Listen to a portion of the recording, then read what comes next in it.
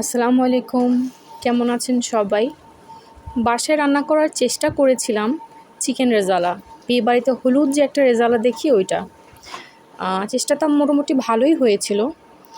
আমি পেঁয়াজ বাটা সাধারণত খাই। তেলে পেঁয়াজ বাটার সাথে দারচিনি এলাচ দিয়ে ভালো মতো সেটাকে কষলাম। তারপর আদা রসুন বাটা দিলাম। তারপর মুরগি, তার সাথে একটু বেশি করে হলুদ আর সামান্য একটু মরিচ গুঁড়ো দিলাম, কাঁচা মরিচ দিলাম আর দিলাম সাদা গোলমরিচ বেটে।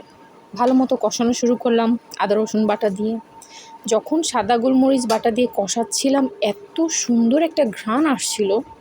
বাদাম বাটা দিলাম দুধ দিয়ে ভালো মতো এটাকে রান্না করলাম। রান্না করার পর হালকা তেল ওঠার জন্য অপেক্ষা করা উচিত ছিল। আমি এটাতে সামান্য একটু জয়ফল জয়ত্রী বাটাও দিলাম, তবে সেটা হয়তো একটু বেশি হয়ে গিয়েছিল, কারণ সেটা দেওয়ার পর মেইন যে ঘ্রাণটা আসছিল খুব ভালো, সেটা একটু কমে গিয়েছিল। তাই একদম অল্প জয়ফল জয়ত্রী বাটা দিলে ভালো হয়।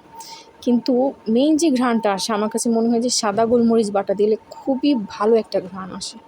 সেই ঘ্রাণটারই আমার প্রয়োজন ছিল, কিন্তু জয়ফল জয়ত্রীর জন্য যাই হোক ঘ্রাণটা একটু মেটিয়ে গেছে। সমস্যা নেই, তাও খেতে খুবই মজা ছিল। তেল উঠলে আর একটু ভালো লাগতো। আল্লাহ হাফিজ।